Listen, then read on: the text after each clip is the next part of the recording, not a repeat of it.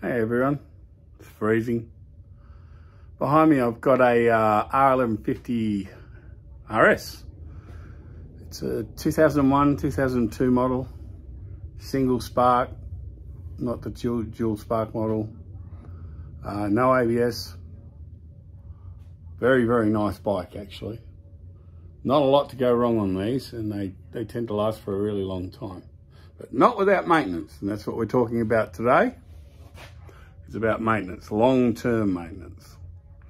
Now, one of the things that sets the later model power lever bikes apart from the early model twin shocks and mono levers is that the drive shaft in the back here, and that, where is it? That is the drive shaft. It's part of it anyway, that's the other half of it in the diff. Let me turn this around. Parts. Those parts have sliding splines. They have a sliding spline in the middle. Basically that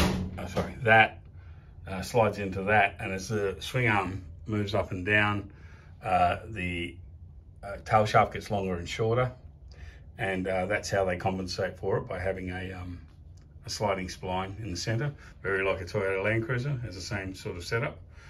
And also at the front, there's a small spline. You can't really see it, there. Now that's been covered in grease, obviously. And that's what we're going to talk about, is that what happens is every 50,000 Ks or so, you're supposed to pull these apart and service them. Now, I have to get the torch, hold on. That's better. If you look in here, that's the output shaft on the gearbox. Obviously that tail shaft slips onto that, and you can see a groove in the end of it there. That's where a circlip pops on.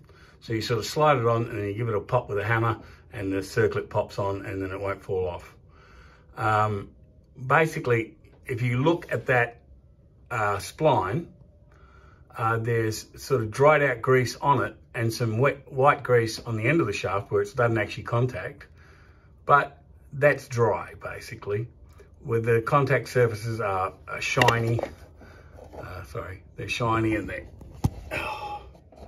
don't really have any grease on them at all. Now that's a terrible thing, because basically the way the bike works, when you're accelerating and backing off, any play in those splines is going to wear them out if they've got no lubrication. It's really expensive to fix. You've got to find another tail shaft, you've got to pull your gearbox apart and replace that bit, or find another gearbox, or whatever the fuck it is. Now, but bikes that don't get maintained have problems. So basically that's the story. Now, as you can probably see, I actually made the video a bit late. I've already greased these up. I've popped that one off inside there and greased it up. There's obviously one on the diff, the same as the one on the gearbox with the circlip. And I've already popped that off and greased it and popped it back in. And now I'm going to, and this is just another BMW tips and tricks. Now, if you've got enough tools and enough patience, and there are guys who tell you how to get it all apart online, and Chris Harris is great. He's got some great tutorials on getting the pivots for the swing arm out, and the pivots for the, obviously for the diff swings on it. That's the power lever section. So while you got it apart, you can pop these bearings out and grease them. Generally, they don't need replacing, but sometimes they do. The big thing that needs replacing a lot, and this is a big deal, is these pivots have little bearings. This is them. These little tapered roller bearings, needle bearings they are. Now, if you wipe that off, see this one's pretty smooth. But sometimes you'll get them where the rollers are dug right into the race, and that's a problem. Now, I'll be cleaning all that black grease off and putting some good quality grease on there. Now, being that I do marine stuff as well, all the grease that I use is high quality marine grease. It's waterproof, it's very tacky and tends to hang on. This is a Maurice product actually. It's in a Silkaline jug, but that's only because it was in a tube and I prefer the tub. So that's a Maurice product. It's a high quality synthetic grease that A lot of BMW people will tell you that you've got to use that white grease that you saw on that shaft up the front.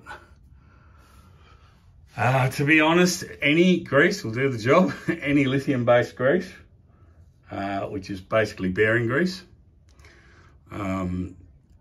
Molybdenum-based grease is the black grease that you tend to put on bearings, like slipper bearings before you put them in. But any bearing grease will do the job, but a really good quality waterproof synthetic grease, or even just a waterproof grease. Bel-Ray make a good one. As I said, any of the marine greases are great. That actual grease there, which is Silcoline Pro RG2, you can buy that at most motorbike shops, and that's also a synthetic waterproof grease that you can use on just about anything. So having a pot of that around is usually a good idea, and you can pack bearings with it and all sorts of things, so it's very handy to have. Yeah, that's the big deal with these. It really doesn't matter what's on them as long as they're wet, as long as the splines are wet and lubricated. Like I say, you're talking about tail shaft, diff, gearbox repairs if they do fuck out. So I had a bike for a while who had a really loose one of these.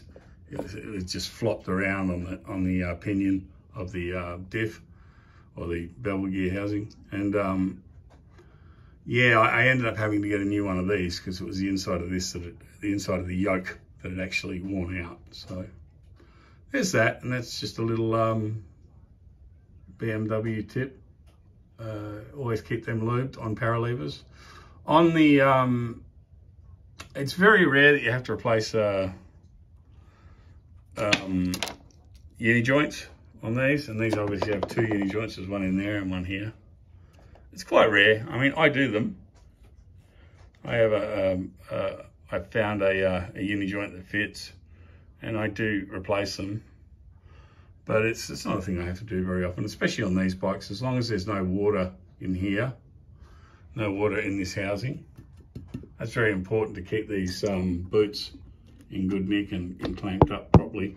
Nothing looks particularly great there, but it is holding the water out, which is great. Yeah, they're sort of yeah, they don't need it very often. Every 50,000 k's is enough. As long as you do it, they'll last forever, basically. So, and that's it. That's just my BMW tip for the day. This has got a lovely Wilbur shock on it, which I love my Wilbur shocks. I think they're great. Not my bike, of course, but I do recommend those. Very good quality, German made, really great shocks. I put them on all my bikes.